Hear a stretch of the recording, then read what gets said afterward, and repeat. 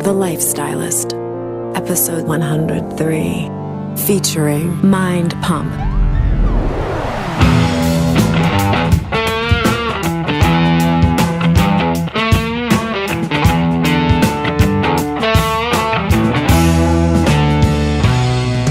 I'm Luke Storey, a former celebrity fashion stylist and founder of School of Style. For the past 20 years, I've been relentlessly dedicated to my deepest passion, designing the ultimate lifestyle based on the most powerful principles of health and spirituality. The Lifestylist podcast is a show dedicated to sharing my discoveries and the experts behind them with you.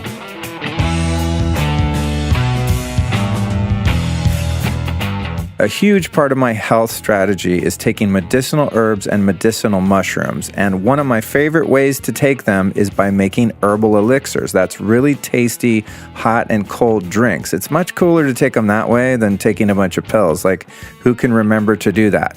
Well, I want to let you know about my friends from Four Sigmatic. These guys make the most potent, high quality, and delicious herbal blends that are really easy to take. You can make a cold or hot herbal elixir drink. Like, what I like to do is either add them to my bulletproof coffee, or if I don't want to have caffeine, I'll just make myself a Four Sigmatic herbal elixir with something like cordyceps, lion's mane, chaga mushrooms, reishi mushrooms, ashwagandha, all the good stuff, all the stuff that you can really feel working is available at Four Sigmatic. So what I'd like you to do is go to foursigmatic.com and check it out. They have an amazing suite of products. And like anything that I promote, this is stuff that I use every day myself. I love this stuff. I'm super addicted to it, which is why I want to tell you about it. So go to foursigmatic.com. But even better, when you're there, enter the code THELIFESTYLIST at checkout and save 15% off your order, which is pretty sweet. So enter The Lifestylist and save 15% at foursigmatic.com. This episode is brought to you by my friends over at Organifi. I discovered this product a few months ago, and it has changed the game for me. Everybody knows that green juice is good for you, right? Here's the deal, though. A couple disadvantages to your average cold-pressed green juice. A lot of times it comes in plastic, not good. B, it's usually loaded with sugar up to 25 grams, which is basically like drinking a green Coca-Cola. Not happening. Next is they go bad. You can't leave it sitting out, and they're really bad for travel. So I love my green juice. That's cool. Cold press. I get the sugar-free ones. I'm into it. But Organifi makes a green powdered superfood that comes in these little packets that are portable and you can take with you. So I keep them in my car and in my bag, and on demand, anytime I have a bottle of water, I can pour one of these in there and have an instant green juice. Alkalizing, energizing, gives you mental clarity. It's fantastic. It's loaded with 11 superfoods. A lot of the green powders not only taste gross and are overpriced, but they'll have like 200 ingredients. And I'm always thinking, how much of each ingredient is actually in there, okay? These 11 superfoods are the important ones that you need, like turmeric, chlorella, wheatgrass, spirulina, mint, moringa, ashwagandha, lemon, beets, matcha green tea, and coconut water. And it's sweetened with monk fruit, so it's got a 0 glycemic index. It's fantastic stuff. So if you want to check this drink out, work on your health in a way that actually tastes good and is super convenient, here's what you do. Go to Organifi.com, that's with an I, Organifi. Enter the code LIFESTYLIST and save 20% off your order. You guys know I always give you a hookup if I'm going to tell you about something cool that I discovered. So again, go to Organifi.com, enter the code LIFESTYLIST at checkout and save 20%. It's really good stuff.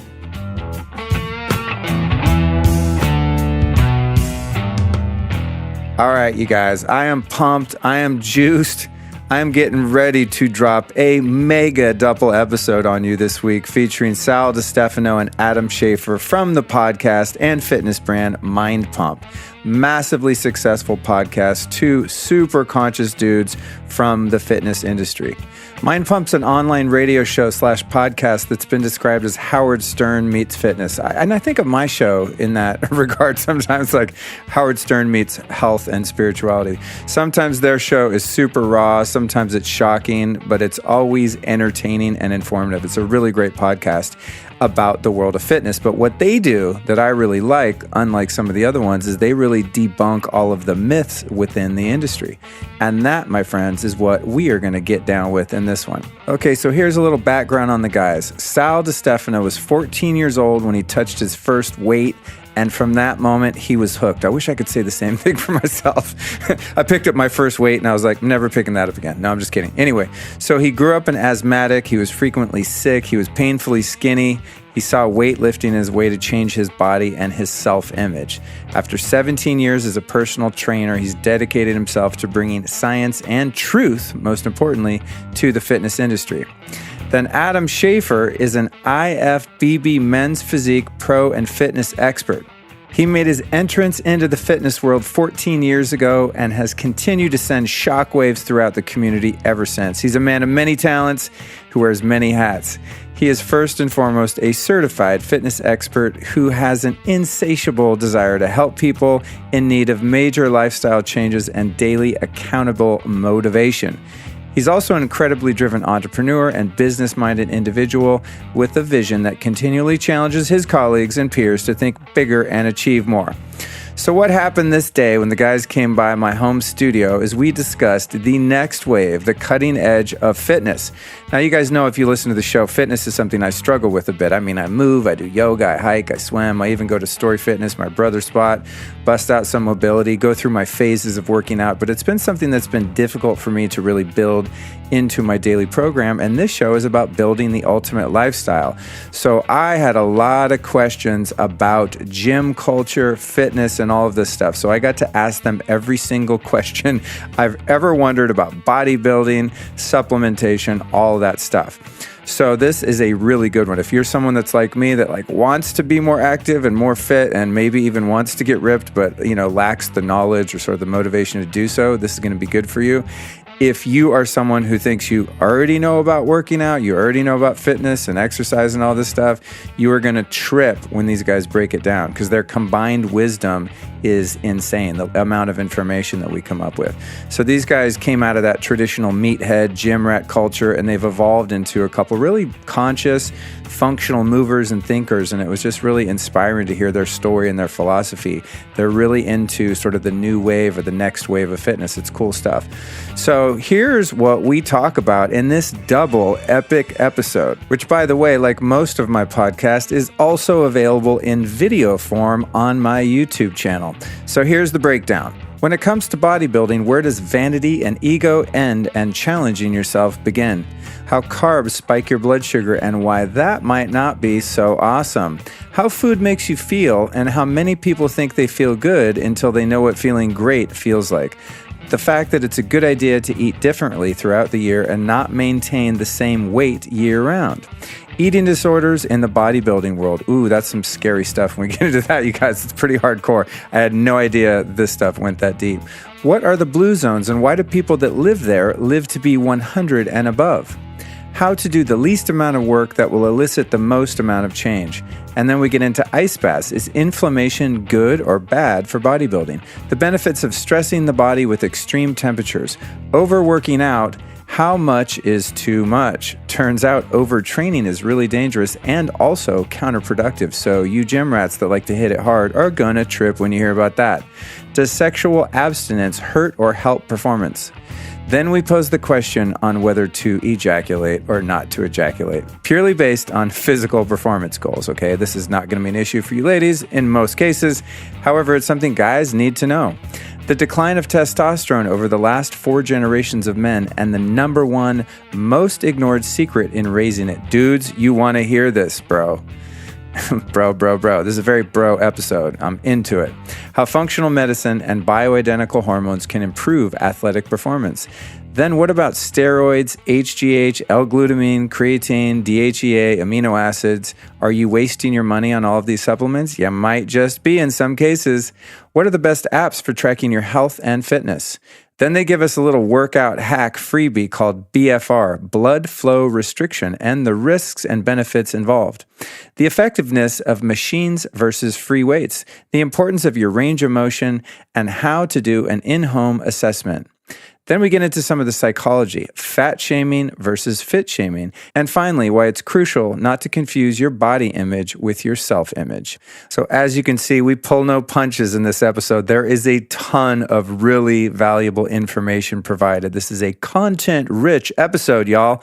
So make sure to catch parts 1 and 2 because you don't want to miss a thing.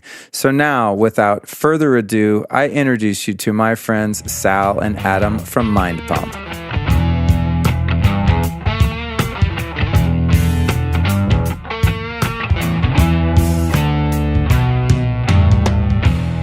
All right, I got Sal and Adam here from MindPump. They just rolled in from the Bay Area. Showed up a little early from LAX, and I was getting all my stuff set up. We are now set up. We're live. We're recording. Thanks for joining me, you guys. Excellent. Which is surprising, you said, for LA, right? Nobody shows up on time over here? Dude, especially me. I mean, I've been working on this for a long time, but time is challenging for people here. It's a very laid-back lifestyle. Is that what it is? Yeah, well, when you go to some other countries, like Brazil, for example, if you're on time, people look at you like a jerk. That's actually true. So when I was a kid, what's wrong with you? I did judo when I was a kid, which is Japanese, right? And everything was very on time, punctual, like specific. Then I did Brazilian jiu-jitsu as an adult, and the instructor kind of just saunters in 15 minutes late. Everybody does it. It's just a cultural thing. It's totally different. Yeah. So that's the culture here is a little more laid back. So first thing I want to jump into, I don't like to do like too formatted, interviews. Perfect. But I haven't dove into the fitness piece that much on my show. I've been going a little over a year. I've had a couple episodes on it, which have been like more on the hippie side of fitness, where you guys are like fucking monsters, like tagging you on Instagram. I was like, I'm interviewing this beast today at 6:45. I mean, you guys are like legit, like bodybuilding workout guys, which is one of the reasons I wanted to have you on, because it's kind of a missing link here. It's like, yeah, cool. Eat reishi mushrooms. Although we're a bit crunchy too, though. Well, you guys are. I think that's how we surprise people. If you guys were like some dolt meathead guys, I wouldn't have you on because it wouldn't be a good fit. You guys are conscious, but you're also like at, I would say the cutting edge and definitely like the bodybuilding side of fitness. So I want to just give a little bit of context. How did you guys, and I want to get into how you started your podcast too, because it's a great podcast, and also you've been really successful at it. How did you guys first just get into exercise and fitness and taking care of your body? And this guy goes all the way back. Well, for me, the first motivation I had to exercise was insecurities in my own body. I had horrible body image issues growing up. I was very, very skinny. I was much more of a bookworm. And I came from a relatively athletic family. My dad was this really strong, physical, kind of blue-collar worker. Great father, great guy. I couldn't ask for a better dad, but I wanted to be like him so bad, and I wasn't. I was just kind of this. I wasn't good at sports. And so I always had this kind of, can-do attitude, and we had this weight set in the backyard, and I just applied myself. And I read every single piece of literature I could find on exercise. My first book I picked up on it was Arnold Schwarzenegger's Encyclopedia of Bodybuilding, which is like this. It's like this thick. I still have it, by the way. It's held together by tape and prayers. But I did every single exercise in there and learned as much as I possibly could.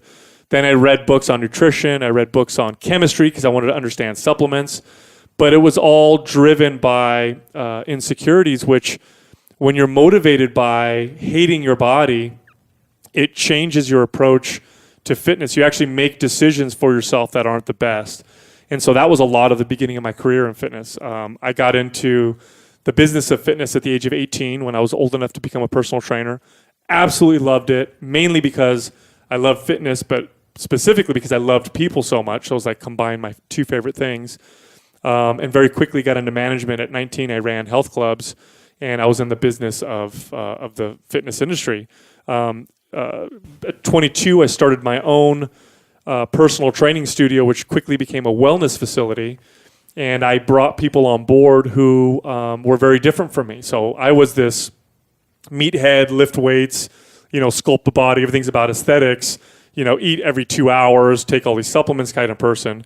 And I brought all these other people on board because I wanted different points of view, because I wanted a facility that would cater to lots of different people. And I was thinking from a business standpoint.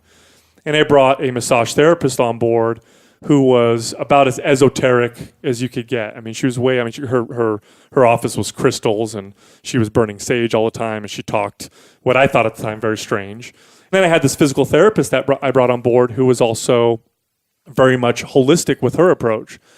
And because I respected them and their business, little by little, I kind of started listening to what they were saying when it came to health and wellness.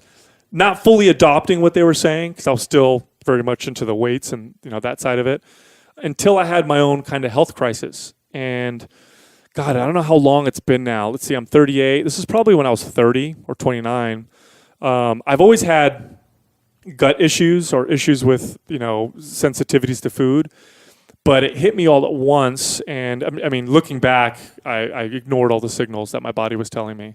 And it was the culmination of all the damage I had done to my body. But my body retaliated, and it seemed like I was allergic to everything that I ate. And I lost 15 pounds, and all of a sudden I wasn't the strong guy anymore, and I felt terrible. And I finally sat down with these two young ladies, and I said, what can I do? And, I did food intolerance testing. And so that was a big leap for me. And I said, okay, I am sensitive to these types of foods.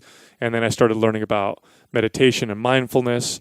I started learning about, different aspects of health and wellness. And as a side effect of that, which I talk about a lot now on our podcast, as a side effect of that, I looked better than I had ever looked before. And the irony of it was I wasn't even chasing it anymore. That's great, dude. It really is responsible for who I am now when it comes to fitness and wellness. And there's a quote that we say all the time on MindPump, but it was something that was just one of what we call a paradigm shattering moment for me, when it was I realized that you don't want to train and eat because you hate your body. Train and eat because you love your body. That's awesome, man. That directs you in the right way, and then the side effect of it is you actually start to look the way you want to look. And so that's been my path. Now I'm much more that person, A lot of this too has to do with, how many, probably thousands of people between the two of us that we've trained in our career. I think after a while you start going like, man, am I really helping these people out? Like if you actually break down like mathematically, like how many people's lives we were changing, it's like less than 20%. All these people paying me money, all these people training with me and kicking their ass inside the gym, and all of them going back to what they were like before. No one really changed life. There's exceptions to the rule, but for the most part, if I really ask myself like, how successful was I at what I was doing? And I have a very similar story as Sal. Driven by insecurities. I was the skinny kid growing up. That's hard to imagine. Those of you that are watching on Insta Live or Facebook Live, like, it's funny, not to interrupt, but whenever I interview someone, I always do their research and stuff. I'm like, God, these guys are fucking huge. That must be so weird to like walk around and actually have muscles. Because I've always been like this same exact size since like high school. Wow. So it's hard for me to imagine you being like a scrawny kid. So I was 6'3", 145 pounds. So, wow. I used to have this. In fact, I remember in my office. Damn, bro, that's skinny. Because when I was like a full-on drug addict, I was 6'2", 135. Right. You were slightly bigger than right. Yeah. So I used to keep this picture inside my office. So just like Sal, I started at I was 19, going on 20 years old. A little bit different path. I didn't have any idea I was going to get into fitness. I wasn't as passionate about working out. I was driven by my insecurities, though. I was the skinny kid. I was 145 pounds and 6'3". And I was starting to work out. And I remember I was going to school at the time. And I remember seeing a personal trainer and thinking like, oh, that'd be a cool job to do while I go through my degree. And I started to kind of dive into it and research, okay, how does one become a personal trainer? And found out, okay, you get these national certifications and or you have a degree in the field. And at that time, I hadn't declared a major, and so I decided, okay, well, this is the direction I'm going to go. I'm going to get into kinesiology, which is the study of human movement, and I picked up a national certification. And I was in my second year of junior college, and I was near my hometown. I wasn't going anywhere fast. I was having a good time. I grew up in that same town, so all my friends were there, still partying on weekends. And I came from a very poor family, and I knew I didn't want that. And so I had a lot of ambition as a young kid, and I knew I had to get out of there. And I had a grandmother that lived in the Bay Area, and she lived all by herself in a 2-bedroom apartment. And I knew I could go live there and just knock out school. And I would have no distractions, no friends, no anything, which was hard for me. I was a popular kid. I had a lot of friends and I had a major social life. But I knew I was getting older and I didn't want to go down the same path as like my parents did. And I wanted more for my life. And so I took off to the Bay Area and started living with my grandmother, going to school. And I walked into this gym, the same gym that Sal ended up working for the company 24 Hour Fitness.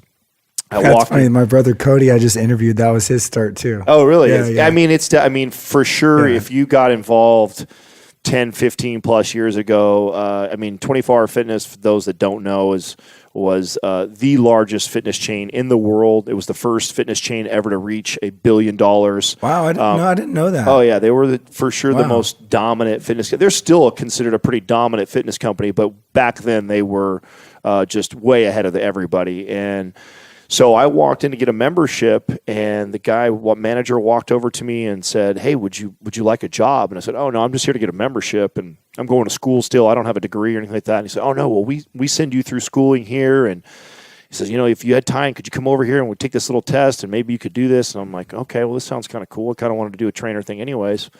Long story short, I absolutely fell in love with the job, and month over month, I was getting better and loving what I was doing. I never left the gym. I loved to work out. I loved people, and just it was a natural for it. And did it for many years. I worked for that company for 10 years. And like I was saying when I interrupted Sal, was that at one point in my career, I remember it dawned on me, like, God, I consider myself really good at my job, and I can't even help half the people. Like, am I really helping these people? And a lot of that was because a lot of the bullshit that we have been fed, and it took me a long time to start to put that together, the business and the corrupt side of the industry. And when I started to realize that all this information that I've been passing down to my clients was tainted. It was information that was funded by supplement companies or a business that was trying to market something, and this was the information that I was feeding. No wonder they weren't seeing the results that I wanted. And when I realized that, and like Sal was saying about working out because you love yourself, not because that, when I realized that people had to work on their relationship with themselves first, then their relationship with food, and then their relationship with exercise, and in that order. And until they did that, I was never going to really help them. Sure, I could get somebody shredded in 6 weeks by starving their body of calories, running their asses on treadmills and lifting weights like crazy, but that would be short-lived. Right. And once I started to put that together, I think then I started to become a better trainer. But that was like 10 years into my career. So I always, whenever we talk on the show, I always apologize to the people that I trained for the first 10 years because I was still piecing this all together. And we both worked for this company, and even though we worked for the same company, we never really saw each other. A couple times we ran into each other at big meetings, but I always had heard of Sal. People had told me all the time, like, "Oh, you got to meet this guy, Sal. You got to meet this guy, Sal. You guys are just like each other. You guys will just hit it off when you meet." And he was getting the same information, and we finally connected on Facebook one day, and we just started talking. And when we started talking back and forth and hearing each other's sharing very similar ideologies and fitness and what we saw was wrong, we said, "You know what? Let's get together. Let's meet. Let's talk in person." And at that time, he was working with who's our producer right now, Doug. They were in a partnership. They were building the first MAPS program. And then Justin, our other partner, our other host, him and I were in a partnership, and we were doing another fitness business that we were working together. And we all got in the room one day, and it was in my living room at my house, and we just started talking about all the bullshit that was going on, and that somebody needed to come out and talk about this. Like somebody, and like let's do this. Let's get on a podcast. And we're all business guys. We saw where digital media was going. We saw that was the future of media. I believe that TV commercials and radio commercials are going to be dead in the next 5 to 10 years. Everything is going to go to streaming media. When you thought of starting a podcast, this was my thought. I'm like, I want to share the stuff I find with the world. And I thought, well, the natural thing would be have a blog, and then I sat down, tried to write one blog post. I was like, fuck this. I like having a blog. Well, who has the patience to sit there and write when you can just have a cool conversation? Right. Which is definitely me for sure to do a podcast over a blog, because I can't put two sentences together without fucking up the grammar for sure. So I get picked on all the time about that. So I definitely wouldn't have wrote no blog. But we started the podcast, and it was instant chemistry right away, man. And it was natural, it was real, it was raw, and we knew that that's how we wanted to keep that message. I felt like, and timing is everything in business, right? So we came in at the right time when podcasting, and streaming media was up on the rise. We also came with a message that was unique and important at that time. I felt like we were right. The pendulum had swung so far with this, all the bullshit fake stuff, that people are, the consumer is getting smarter now. Like, you can do your research now. Like, it's like you don't get screwed over when you buy a car anymore. You can get on and figure all that shit out. Like that, the industry, because of the internet, has changed so much. And I really feel like in the fitness industry, we were some of the first guys to really come out there and start exposing a lot of the bullshit. Oh, it's great. You ever figure something out after years and years and years of work, and you're like, oh my gosh, like this is how things are, and you feel like you're alone. But then you meet other people and you talk to them, and they're like, yeah, that's totally what I came to the same conclusion. That's what it was like when we all sat down in the same room. I mean, that was part of the chemistry. Is we all sat down and we're like, we all had discovered these same things. We all had realized all this. I mean, so much of the information that people are taught in fitness, that they, the stuff that people think is right, about how to build muscle, how to burn body fat, how to look a particular way. It's driven by what sells supplements and what sells memberships to gyms. It's feeding into everybody's insecurities, like we talk about. Yeah. It's designed. I like that you guys kind of came from that place in the beginning, because that was actually one of my questions. One area I wanted to go into was just the psychology of what motivates someone in the first place to get into it, And then you're already coming from this sort of wounded, insecure place in many cases, both men and women, that just want the aesthetic, right? They want approval from people, or they want a husband or a wife or whatever the hell. And then you get caught in that like traditional sort of mainstream gym supplement paradigm, and you're in this matrix coming from a place that's already like weakened you psychologically, and then you're entering into something that is like a no-win fucking rigged game almost. You know what I mean? Because think about it this way. It's crazy. If you hate yourself and you're going in and you're like, I really hate my body, I'm going to go work out. The workout is a punishment. That's how we view it. And that's how they sell it. The popular workouts, the P90X programs and all this stuff that people will buy literally will sell you on how hard it kicks your ass. That's what they sell you on. That's why I don't do that stuff. Right. But that's what they sell you on, right? Come to our gym. It's the hardest workout you love. And so, we'll kick your ass. You're going to sweat so much. You'll get so sore. And people like that because they want to punish themselves. They want to punish themselves for looking the way they look, or for not working out, and I want to beat myself up. None of it is to make yourself feel better, and that's a losing battle. You will never be consistent if that's going to be your approach to fitness. Dude, man, I wish I would have invited my brother Cody over here. You guys would really hit it off. He's totally on the same page. How he got me into working out is I'd be like, oh man, my knee hurts. He's like, dude, you got to come over and do some hip mobility. I'm like, what? Hip mobility? He's like, that's why your knee's fucked up. That's why your ankles are pronated. That's why your big toes bent and you got corns. I'm like, what? I like it. He wasn't like, that's excellent. Oh, I'll give you abs, bro. He knows I don't care about that. I don't get laid anymore with abs or without abs. I figured that out a few years ago. It's just like, why work that hard? Just learn how to spit there's this game. fine line, right? Because let's be honest. But if the goal is to like feel good and to have mobility and to have longevity, like I'm in. Then I don't want to be punished. So you're right. Right. I don't think anybody really wants to be punished, but I do think that they do prey on people's insecurities. I do think that the way we market, right, we show these before and after images, and it's all about how fast you can get in that shape, when in reality, it's a journey, and it takes a long time, just like anything else. We try and explain to people, it's like learning a new subject, and you would not want to cram if you learn a new language, okay, you wouldn't try and cram that in 2 weeks every single day. That would just overload. You're not going to learn the language very well. You want to do it right and methodical. And training is the same way. And if your body's, talk about one of the most complex things that we could possibly find. We're still figuring shit out. There's so much about the human body that we don't know. And when you look at the way the industry has done it for so long, it's, they prey on the insecurities and they market that way. And it's tough when they actually use things like they take a doctor and they put together a study and then they back it up. And then it's like, okay, well, wait a second. This is tough for a consumer because here I see this guy in a lab coat and he has a study. Always the guy in the lab. Right. And it says and there's going to be a graph associated with it at some point. And all of it is just a ploy to market to people, to confuse the consumer into buying whatever it is that they're trying to get them to buy, when, the simpler way to look at it is, like I said, going back to the, working on the relationship with yourself, working on your relationship with food, and working your relationship with exercise. I mean, how many times have you ever heard someone say, too, when they talk about a food, like, oh, I can't have that, it's going to make me fat. Oh, I can't eat that because it's going to make me this way. Like, No, don't think of food doesn't make you fat. That's not how that works. Learning to help people make those connections, like that's the psychological piece is everything.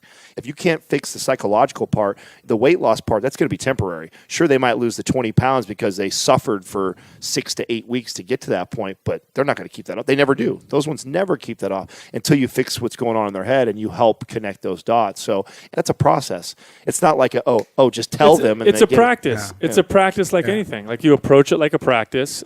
It becomes a part of your being. You know, we talk a lot about motivation in fitness. I actually wrote a post about this today on Instagram. Do you actually like to write? Do you write blog posts and stuff? I like to write. I'm a terrible writer in the sense that if you tell me to write something, it ain't going to happen. I have to feel like I'm going to write, and then I'll write 3 blogs in 15 minutes. Actually, yeah, I was looking on your Instagram. You do have some pretty extensive comments. Yeah. He writes really long stuff. I tease him all the time about that. Yeah, there was like one little graphic caught my eye. I think it was on yours. It was about like pronated ankles. It's like back in your feet. That was on yours? Yeah, okay, I was like, shit, I gotta talk to these guys. Yeah. You get into weird stuff like that, and it's like you go, okay, yeah, they know it. There's more to this than building muscles. So I want to dig into. I'm like a huge myth buster. Like Excellent. I don't like being fucking lied to, and I'm very like anti-establishment when it comes to people getting hurt and wasting their money and wasting their time on stuff. So, imagine the possibilities of all the different conspiracies that we could cover. But I discovered some things just in learning about health and to a degree in fitness that I still think a lot of people are very behind on, because I'll do something like drink a bulletproof coffee and someone will go, oh, what's that? Or I mention it and I go, oh yeah, it's got, grass-fed butter or ghee in it. And they're like, oh God, you're going to get fat. I'm like, you still haven't heard that fat doesn't make you fat? There's like these fundamental sort of myths that I think a lot of people, including probably a few of my listeners, still don't get. So let's start out with some of the most common weight loss myths, like the calorie myth and, fat versus sugar and glucose versus ketones and that whole piece. Because I think for a lot of people, the weight loss thing is very confusing because they go to the gym and work their ass off with a qualified trainer and they're eating right. They're just having a big fruit smoothie for breakfast, and they're having 150 grams of sugar in that banana strawberry smoothie and then wondering why they don't lose weight. There's that kind of stuff. So speak to some of that. Well, I'll tell you the big myths out there. So here's a very clear one. This is because when you talk about diet, it gets very individual, and we'll get into that, that particular subject. But here's a very clear one.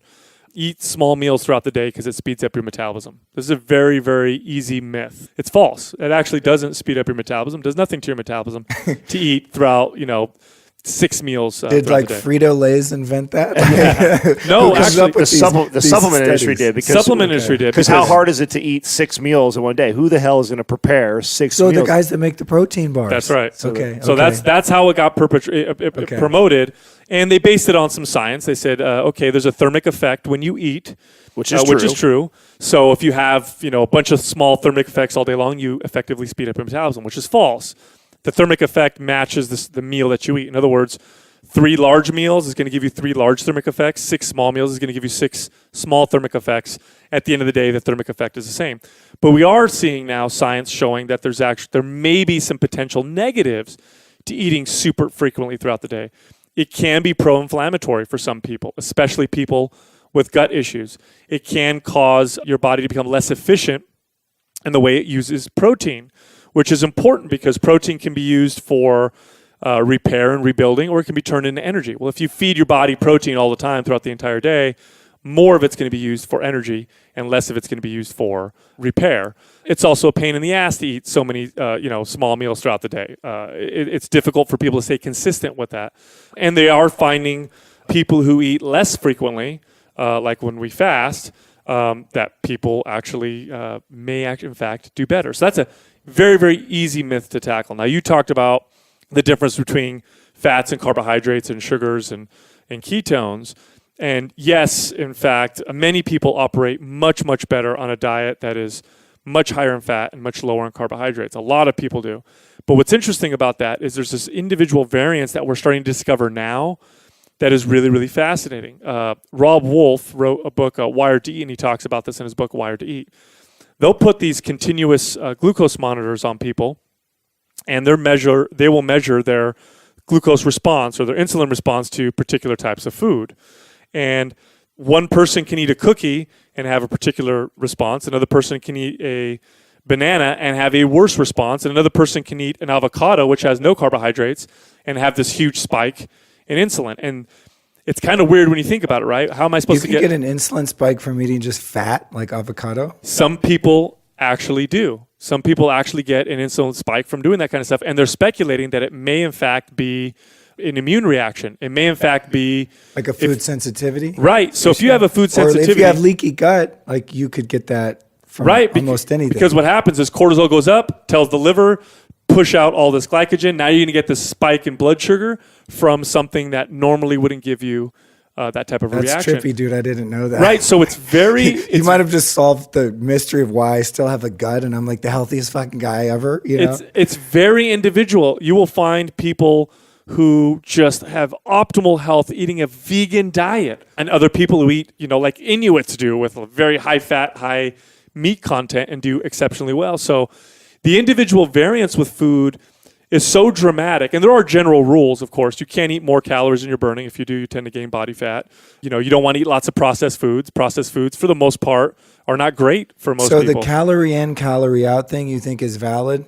That you have to burn more calories? There's some validity to it. It's a piece. It's definitely a piece of the puzzle. So it's not everything. It's not everything, I think it was Jonathan Baylor, wrote The Calorie Myth. I haven't read it, but I've heard him on podcasts. And it's this whole thing. Everyone's like, whoa, the calories don't matter.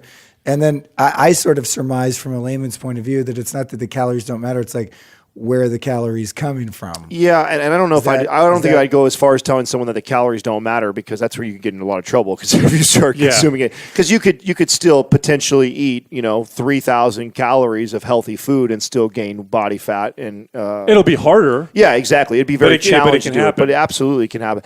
Another myth outside, because nutrition, I feel like, God, that you're going to take us down a rabbit hole we're never going to get out of, because the individual variance in nutrition is crazy. I think one of the things that we talk a lot about is these everybody wants to put everybody in a box. Even like let's bring up the bulletproof coffee. Like, there's some great science behind that. We utilize that. I drink bulletproof coffee all the time. But what ends up happening is a little bit of information, a little bit of science comes out to support the benefits of something like that. And then all of a sudden there becomes a camp. And then it becomes like this is better, or this is what everybody is doing. It's like, well, that's a tool. That's something that's great to utilize, and that it has its benefits, but it's nothing revolutionary. It's nothing it's nothing that's going to actually help everybody. It may work really well with you, it may work really well with me, it may not work so well with him. And I think that when it comes to nutrition is realizing that everyone is so unique and different, and circling back to the whole relationship with food and trying to teach people how to connect the dots with how their body responds. So, for example, something I do, like when I used to coach clients, I would tell you, what I want you to do is, Luke, I want you to eat how you normally eat. Don't change anything for me. Just because I'm coaching you and I'm watching, don't try to impress me. Eat how you eat every single day for the next week. And then what I want to do after that week goes by, then I want to talk about, I'm going to look at some things. And there's some general rules that I pay attention to, because most people do overconsume sugar. A lot of people miss their fiber targets. Some people miss their protein intake. Some people aren't getting enough healthy fats. So I'll normally pick one thing that we're going to address that I see that you're lacking or getting too much or not enough of something, and say, okay, Luke, what we're going to do is, I notice that you don't get enough fiber. So we're going to take your fiber up a notch, and I'll recommend a couple foods in your diet, and that's all we're going to change. And then I want you to talk to me about your stool, your energy, your sleep, your libido, and I'm going to start helping you connect the dots to, when you eat that way, how it makes you feel. And that right there is going to do so much more for you than telling you like, oh, this diet or this thing's working better for you. Let's talk about you, and let's talk about these things that you might be lacking or missing in your diet. Let's put it in there, and then let's try and figure out how your body responds when you do that, or take it away, which is also why I'm a big fan of like somebody who has a lot of issues. So if you got a lot of issues you're trying to figure out going on, whether it be gut issues or headaches or fatigue, whatever it may be, I love putting somebody on like an elimination diet where I eliminate everything for 30 days and then we slowly start to introduce foods. Right. And you start to reintroduce things and you say, okay, well, we haven't had any sugars and things like that for X amount of time. So now let's introduce that and let's talk about how your body feels. Oh, we haven't had any of these type of carbohydrates. Let's introduce that. Let's talk about how your body feels. Because there's such an individual variance, trying to help people teach them what their body may be lacking. And then when they put that in their diet, how they feel. That to me, once you start to put that together, because it's crazy how many people think they feel good and they just don't know what great feels like. Like, I don't know how many clients I've asked, like, how's your diet? Oh, it's great. I feel great. Okay, you do. Well, let's see what you're eating. I look at their eating. I'm like, fucking A, there's no way this person feels good. Like you Or how many times you ask someone, how's your digestion? Like, I got great digestion. Like, Right. okay, well, let's talk about how often are you constipated? 3 days a week. Okay, well, your digestion's not good then. Right, that's not normal. Yeah, that's not normal. Yeah. It's really the evolutionary piece is missing in when we start to recommend how people eat. And what I mean by that is, if you look at human evolution, there were times when we were eating just vegetables and roots and tubers and nuts and seeds. Guaranteed there were times when all we could eat were the things that we hunted. Guaranteed there were times we ate lots of fruit. I mean, starvation killed humans all the time, and so we ate what was around us, and we evolved around those things. And so the variance is dramatic, and it's probably a good idea to eat differently, throughout the year. It's probably not a good idea to stay the same way all the time. The body seems to work really well with some of that variety. It doesn't have to be this wide, crazy variety, but sometimes I'm keto-ish. I eat in that direction, higher fat, lower carbohydrate. It works great for me. But I do inject vegan days, which are typically more carbohydrate based. I notice that they feel good for my body. That when I go back to my keto type diet, I feel like a boost from it. My body almost becomes desensitized to it when I stay on it too long. And when I go out of it and come back in, I get all these benefits. And I also notice benefits when I'm eating just vegetable sources of proteins, fats, and carbohydrates. Well, think of it like anything else that we do. Like your body is an adaptation machine. Like everything our body is always trying to adapt to. So why would nutrition be any different? And our body responds very well to bits of stress, right? We go out in the sun, we get a little bit of stress, we get this tan from that. We exercise, we get stress while we work out, we can lose body fat, we build muscle. Like all these things that we're doing, we're putting stress on the body, then the body adapts and it strengthens. So same thing nutritionally, if you get in this which is like, I was in the bodybuilding world. So one of the things I noticed right away that I was like, oh my God, like these bodybuilders, because they look like they're in amazing shape, there's more eating disorders there than anywhere else. Oh man. I've trained thousands of people. There's more fucking eating problems in the bodybuilding world where everybody thinks they're perfect because they look at like the cover of a magazine. But those guys and girls are like eating disorders as in like bulimia and everything. Oh my God. Everything. Wow, I never even thought about bulimia, that. anorexia, you have they'll eat orthorexia. Yeah, everything. You name it. There is more eating disorders in the bodybuilding community than there is in all the clients that I've ever trained. Wow. It's that crazy. Have you guys, I just found out about this idea of orthorexia a couple years ago. And when I first kind of heard a couple definitions of it, I was like, oh shit. When you guys have gotten into health and stuff, have you ever realize that the pendulum swung a little too far? Absolutely. You're too obsessed about gluten and Absolutely. this and that. 100%. When you I've had to almost like loosen up a little bit and find a middle ground because there's definitely shit I'm very sensitive to that will wreck me. It inflames me. It's just never good. But there's also like that really uptight mind where every restaurant you go to, you're the fucking downer at the table that's like, oh, nothing's organic or whatever, whatever. So food, to find the balance has been tricky for me. And food doesn't just provide nutrient value and sustenance in the food itself. It also there's also an emotional component. There's a spiritual component. There's connecting with other people around food. If it's my kid's birthday and it's a cake and we're celebrating a birthday and having a great time with family, it may be healthier for my wellness. Because remember, wellness encompasses everything, not just my body fat, muscle, my gut health, and all that stuff. It's also everything else. It may benefit my wellness to have a glass of wine and a piece of cake and connect with all these people at this party. And that's what true wellness is. And orthorexia is going too far in the direction of food is only nutrients, it's only what goes in my body, and that's all I'm going to do. And those people are not healthy in other ways. Now, they may be feeding their bodies perfectly, but they're not. If you've ever met anybody in this particular condition, they're not healthy. They've got that mental side that's not very good. They don't have good connections with other people because they can't go anywhere. It's control. You know, Yes. it's control. I interviewed a guest, Neil Strauss, an author, and he's always, I mean, I've talked to him about this on numerous occasions, but he's always busting my balls about like how healthy I am. And I've like kind of health coached him, you know, when he had a baby, he's like, oh, I want to clean up my diet and get some junk out of the house and stuff, which is really fun to see someone addicted to MSG. He's like, not the hot sauce. I'm like, MSG, it's out. But he's always like, dude, your whole thing is control. You know, let's look at your childhood. He'll like psychoanalyze you in 5 minutes. I'm like, all right, yeah. So mom was, you know, drank a bit, and there were situations in which I was not in control as a kid. There was some abuse, and then you can see how that like correlates in life. So now it's like I don't eat this, I do eat that, I don't do this. You know, it's like I've had to really sometimes let go of practices just to surrender the control and not be fucking neurotic.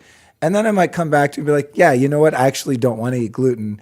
Not out of control, but just because it really does have a negative effect on me. Exactly. But at the same time, man, every once in a while, I'm like, yo, pass me those Oreos. I go to town, you know? And I know it's not optimal, but you're right. It's like, it's that frame of mind, right? So if you're enjoying, I love you said, like, have a glass of wine and a cake and you're with your family, like the love that you're experiencing and the good vibes that you're experiencing are probably better for you. Absolutely. And override the possible, you know, the glyphosate that's in your red wine or whatever. Look, you know? Luke, the best studies, the ones I like to reference. Gut and the brain are connected, man. We know this now. And the soul. I mean, the best studies that I like to reference are the ones that are done on the world's blue zones.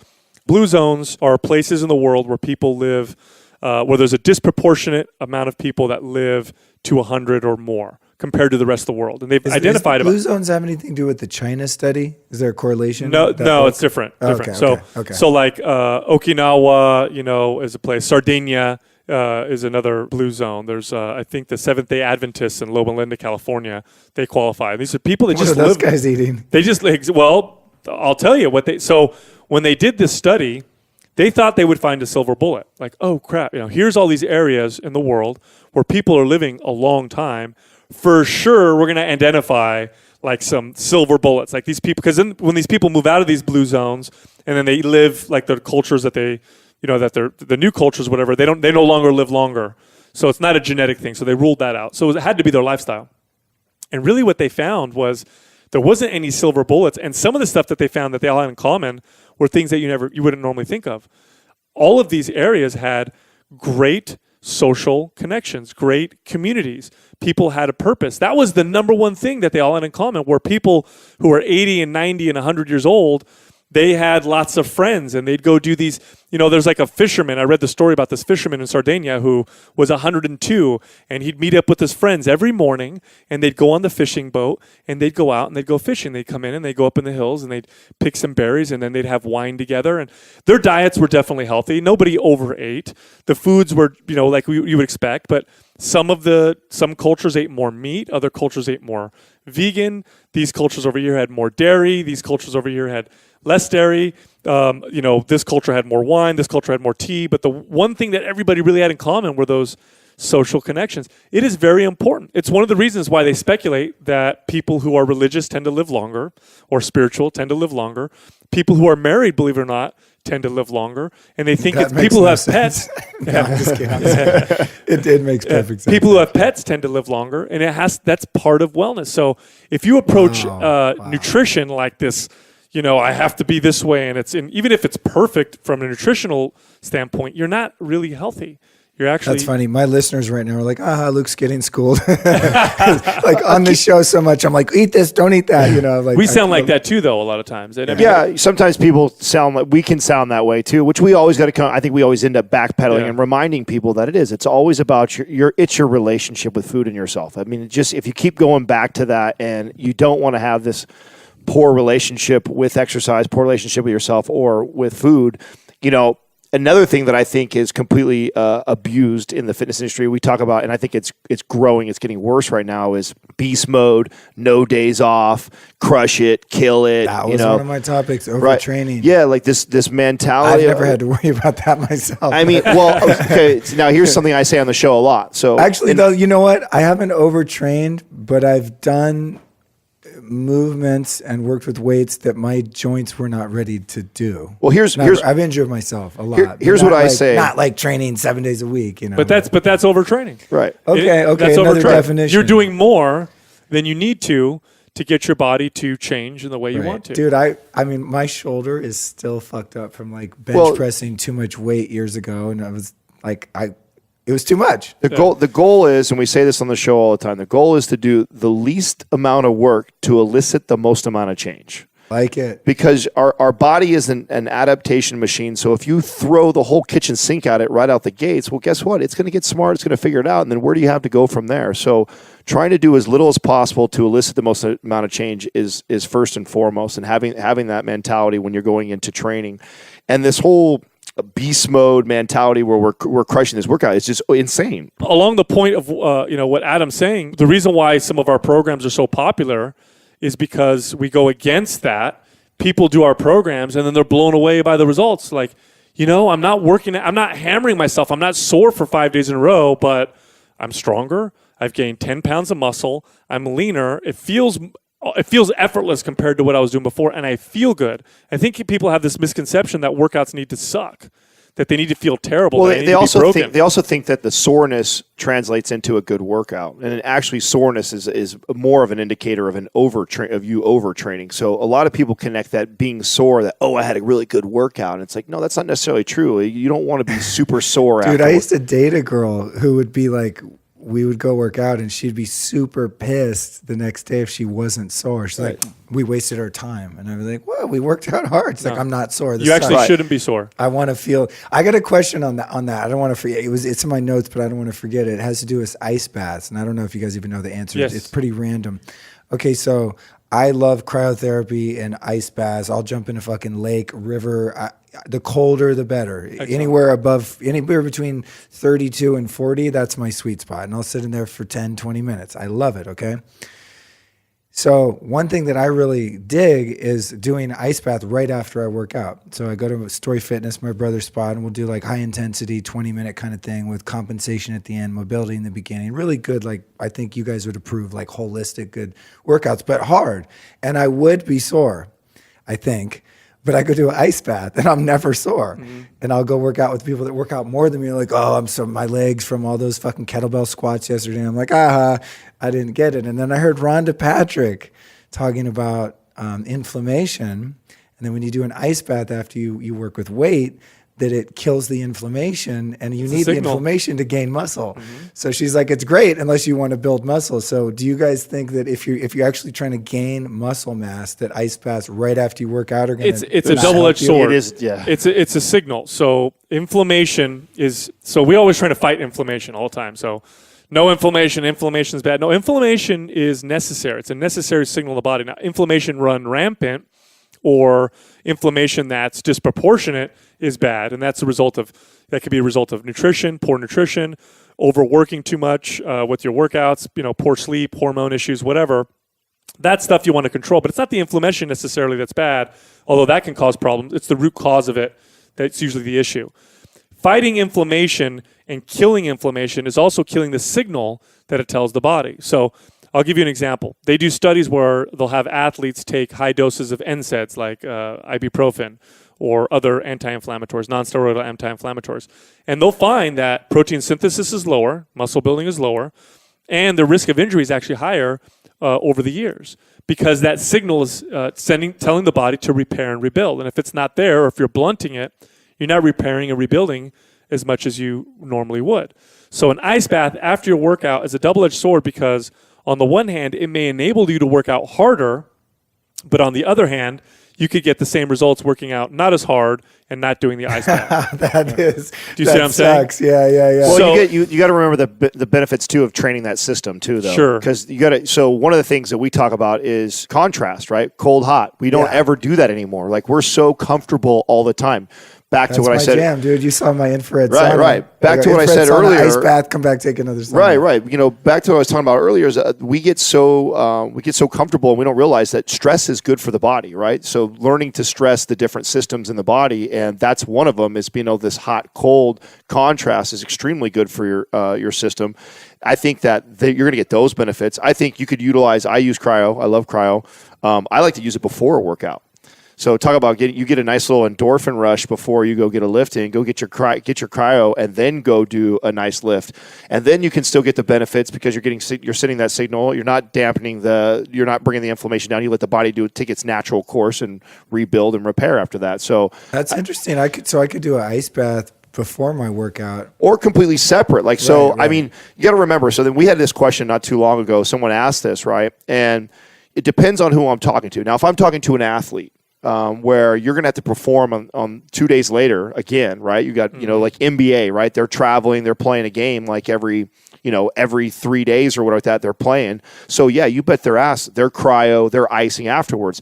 Their main goal isn't to build a bunch of muscle like a bodybuilder like me. Their goal is to recover so they can perform again 2 days later. Right. So that trumps the whole signal, who cares, because you're repairing. The goal is different. The goal is different. Yeah. Now, if you're somebody who is a bodybuilder, it would not be very advantageous for you to go and train really hard and then go jump into cryo afterwards. In fact, if that was the case, then I would do it completely separately. It would be its own training. So I like to do cryo either one before or ice baths or temperature contrast on a total separate day of training. Like that would be its own day. Like I might meditate. So you maybe integrate that into your recovery day or mobility day or something. Exactly. Like that. Be a mobility day or just sauna day, meditation, and then incorporate the hot cold contrast, and it separate from training. Unless, again, it was a sport and I'm trying to perform, then utilizing like that makes more sense. Cool. Yeah. My thought was, dude, like what guy wouldn't like to have bigger muscles? So I wouldn't be mad at that, but it's not my goal. So when I found that out that I might be like, stymieing the muscle growth, I was like, that kind of sucks because I am working out really hard. I wouldn't mind looking better or just feeling stronger. And but then I thought, you know what? But then I come in the next day and I can crush another workout because I'm not sore. Like I'm totally recovered when everyone else is whining about the day before. Right. So that was my benefit to cost ratio analysis. I was like, well, at least I can come in, a good 3 or 4 solid days and do some high intensity stuff and not be dying. You got to think what is the result you're looking for? What is the goal? Is your goal to be able to work out more, or is your goal to see some kind of change in your body and your performance? And that's what you have to weigh out. If you're like Adam's talking about, the athlete that is just always tiptoeing on the line of overtraining, they need to be able to play their games and train on a regular basis, then it makes sense for them to do it all the time. If your goal is to have your body to change, it may not be beneficial to do it so often. You just made me think of something. So speaking of an athlete, say like a boxer, someone who's like a high performance professional athlete. And I remember when I was a kid, there was these things where I don't know if it was a myth or not. That's what I want to find out is a boxer's trainer would make sure they didn't have sex. Like you weren't allowed to bust. Do you remember that? Yeah. Do you think there's any truth to that you diminish testosterone or strength? In the short term.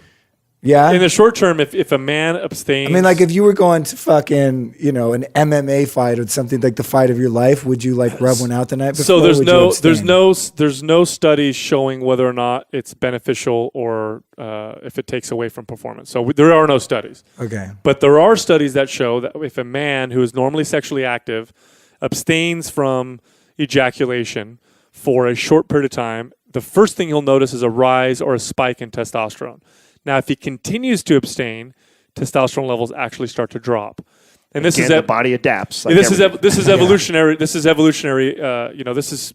We evolved this way, right? I'm not getting laid. Nature weeding out the guys that can't get laid from procreating. Well, I think at first it's trying to get you laid, right? It's giving you a stronger signal, and then it's like. But if you don't take advantage of it, nature's like, all right, we're cutting you off. Yeah, that's right. So work on your game, bro. Yeah. But that's in the short term, right? In the long term, it's probably not a good idea. That's called the curse of the chump caveman. Yeah, but I don't know about you, but if I'm not having sex for a month before my fight, I'm probably going to be very aggressive.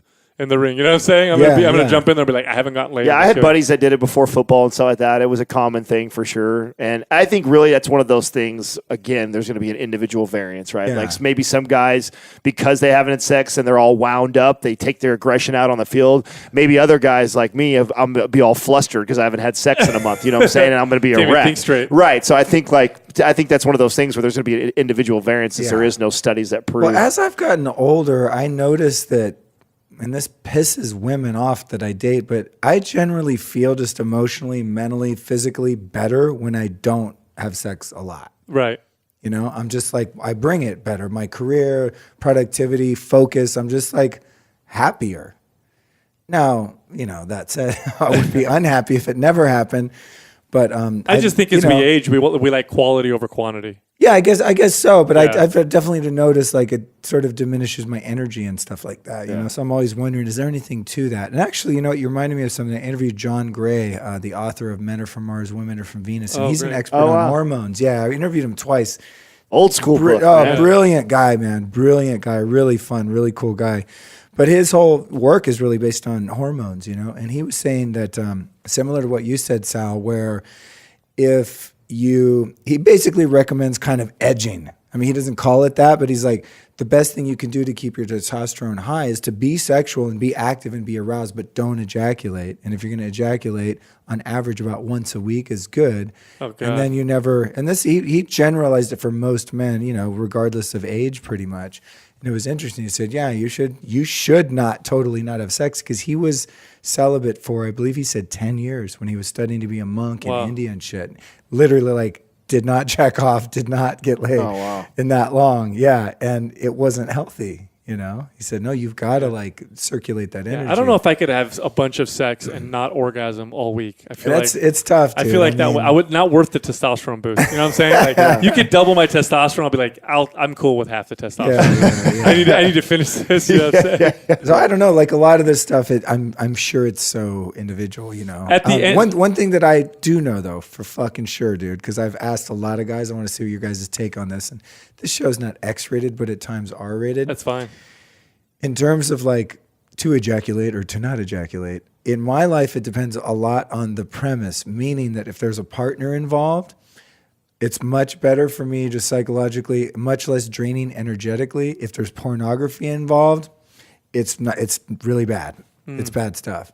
And so I don't have anything against pornography morally, but it is not good for me. It's like toxic. Well, there's studies right now. We talk about this on the show. There's studies that are showing that. I mean, we did a whole episode on the decline of the modern man, right? Yeah. The testosterone of the modern man. Okay. Because of how available pornography now is for young boys. You have boys now in their teens and early 20s that are having erectile dysfunction. And it's because you're getting this overstimulation. I mean, I know we're all in our late 30s, early 40s, and man, it was a big deal to get a magazine cut out. Playboy magazine. Yeah, that was gold. I could trade a porn magazine for a bike when I was a kid. I mean, it was valuable. That's how hard it was to get. As a kid, now you get onto YouTube. That's crazy. Dude. Within 2 minutes, you just overstimulated by it. And then think about that as a 15, 16, 17-year-old boy who's mostly masturbating, probably not having a lot of sex, and then he gets out in the real world and then he has sex with his first girlfriend at 17 or 19 or whatever when he loses his virginity, and it's nothing like what he's been jerking off to for the last 6 years. Right. And think of how weird that has to be and how challenging that has to be for a young male who's been masturbating to this pornography like that. So yeah, there's definitely. Thank God they didn't have iPhones when I was a kid. Right. Oh, I never would have left the house. Would have had the truancy officers like chasing me.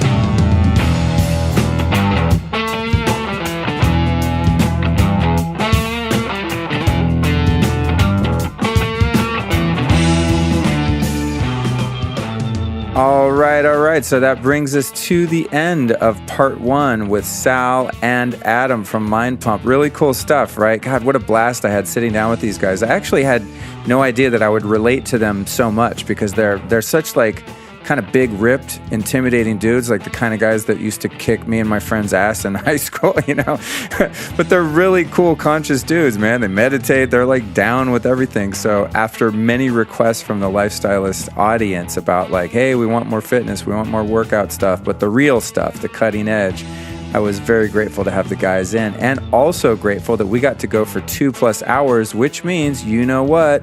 We're going to be dropping part 2 this Friday, which you don't want to miss. As the episode goes into the second half, we get even more raw. It gets even more, I would say, Howard Stern-esque when we get into some funny stuff towards the end. We just had a great time. Shit got loose, shit got crazy. So thank you so much for joining me. One of the best ways you can support this show is, of course, by sharing it with your friends. So if you know a friend that is a gym rat, workout person, share this with them, enlighten them with some cutting edge, possibly new information for them. And if you know someone that could use a little more fitness in their life, share it with them as well. I really appreciate the support, and I will be in your eardrums this Friday. Peace out. Check it out. Don't play yourself and miss next week's epic double episode on Tuesday and Friday featuring Nadine Artemis of Living Libations, where we talk about renegade beauty, natural skincare, natural dental hygiene, how to get in the sun safely, and all sorts of other lifestyle hacks. It is powerful. Make sure to subscribe to this show so you don't miss that episode or any amazing episode to follow. That's next Tuesday and Friday featuring Nadine Artemis. Okay, now that we've wrapped up another episode and are even more inspired to live a healthy, happy lifestyle, I want to remind you to go to Organifi.com. That's spelled with an I, Organifi.com.